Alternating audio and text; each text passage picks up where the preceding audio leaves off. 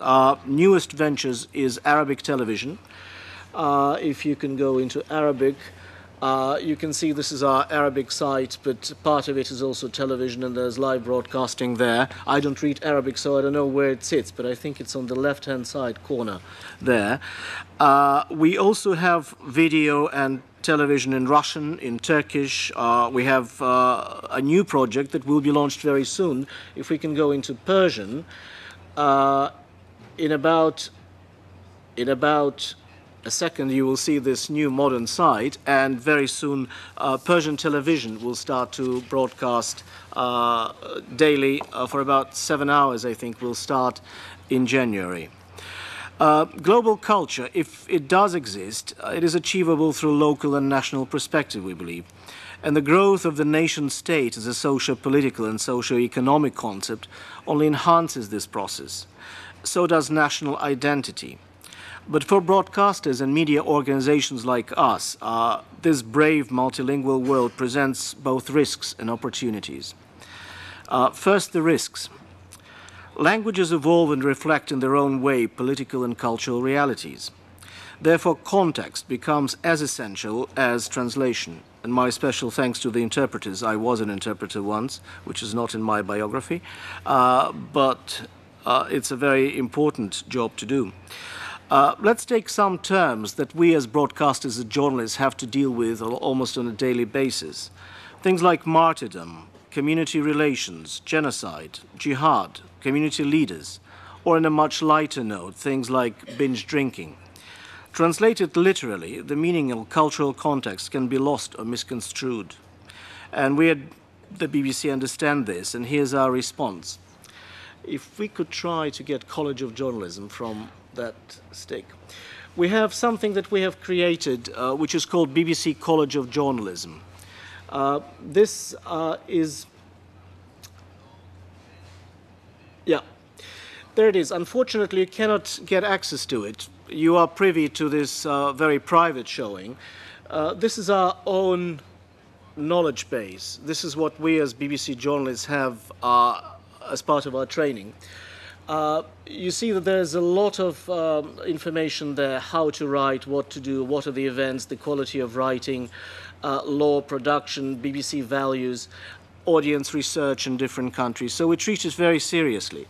But as part of this, as we can go, there's a special site on that memory stick, which is available externally, outside the BBC. Oops, not this. It's called Languages. If we can go into College of Journalism, just if we can go number 5, please. No, number 6. I apologize for the improvised operation. Number 6, yes, please.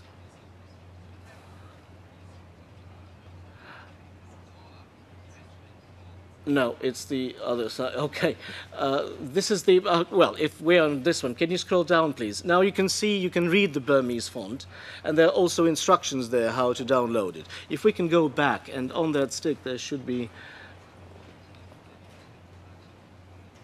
if I can't find it, I'll skip it. Number 7, please. Yeah. That's the last attempt of performing. Oh yes, there it is. Success, as ever.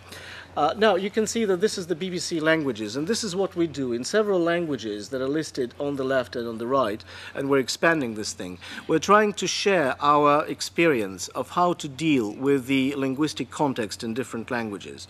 We do it in Arabic, we do it in Russian. If we can go into Arabic, for instance, on the left-hand side,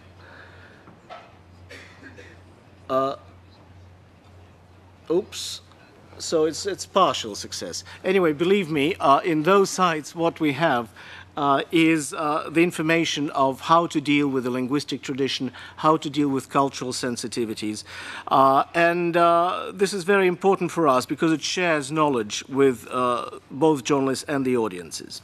There are other risks for broadcasters as well. In many countries, languages mean, and we know it, mean much more than linguistics. There are tensions, real or perceived, over languages and their status in countries as diverse as Belgium or Turkey or Ukraine or the Baltic states, and in some countries in Central Europe. There are suggestions that some countries have the right to defend the speakers of their language outside their borders. Like religion, languages are often a reflection of deeper conflicts and grievances, and a good journalist must tell this side of the story as well. But enough about risks, now about opportunities. The Internet 2.0 is perhaps the most recent success story of linguistic proliferation, as the division into the Internet poor and Internet rich is more the issue of access rather than language. Over the 75 years, BBC languages reflected mostly geopolitics. Audience needs are an important factor, as are market conditions and changing technologies.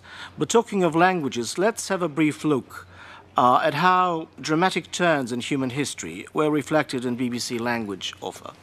If we can go into history, there's BBC World Service history. If you could click after that, history, yeah? It should work. Yes, thank you. And there's multilingual audio on the tab there, if you could see that. Yeah. Okay, if you could scroll down a little bit. I think this is the linguistic reflection of the world of broadcasting as we know it. If you can go to the very bottom, you can see the English started many, many years ago. The second language was Arabic. If you could just bring the cursor onto Arabic, you can either listen to it if you want to, but you can also see the story of it. If you go a little bit higher, you can see some languages in which we were broadcasting for a very short period of time. Icelandic comes to mind. You see, it's, yes, there. We just broadcast 4 years in Icelandic, but then the language was gone, and unfortunately, audio is lost. We're asking lots of our people who may have a recording of some of the languages to give it to us. You see that we have Welsh for Patagonia. This is the most exotic experiment. It started in 45 and ended in 1946. The reason was that there were many Welsh farmers who, because of poverty, emigrated to Argentina, but then they gone native and intermarried, and we decided to stop broadcasting, so there was no need for it. There are languages like Gujarati, and there are also interesting examples on this map, if you could scroll up a little bit, of German for Austria, which was different in our broadcast of German for Germany. The Dutch for Europe, for instance, which is different from Dutch to South America. So this reflects, I think, of where we were and where we are. But the diversity of languages is quite an interesting one. So one thing that we still perceive as broadcasters is that even though languages come and go, what we observe in various forecasts about globalization of languages and dominance of English have not exactly come true in our own experience. The end of history, if you want, hasn't happened. We seem to be moving to a multipolar world, and it will remain a multilingual world. The answer is probably yes, it will remain a multilingual world, because what we're observing at the BBC is the growth and development of very robust and very vibrant internet communities in such languages as Spanish, Portuguese, Russian, Swahili, Urdu, Persian, Vietnamese, Arabic, and others. And global culture now is also reflected in the global movement of people and languages. As a result, in some languages, most of our listeners and web users come from the diasporas. Here are some examples. In Iran, almost 90% of our audience comes from outside Iran on the internet. In Somalia, 98% of our audience comes from outside Somalia. In Vietnam, approximately 50%. In Russia, approximately 50%. But languages are alive and kicking, and particularly on the web, where bilingualism and even multilingualism are taking root.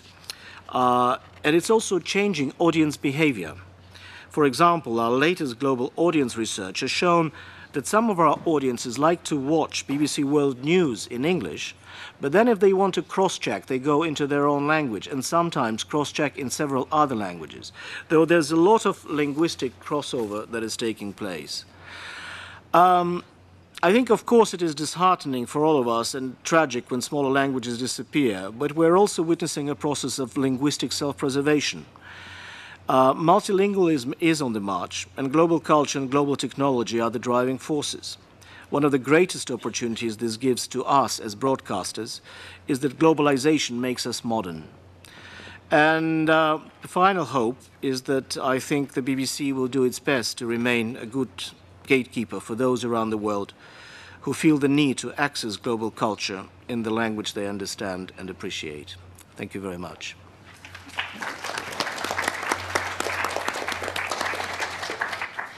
Thank you very much for this presentation. And I have seen also that you have actually also broadcasted some time in Luxembourgish. So I would assume it's probably during the Second World War, but I will go and check it out. Thank you very much.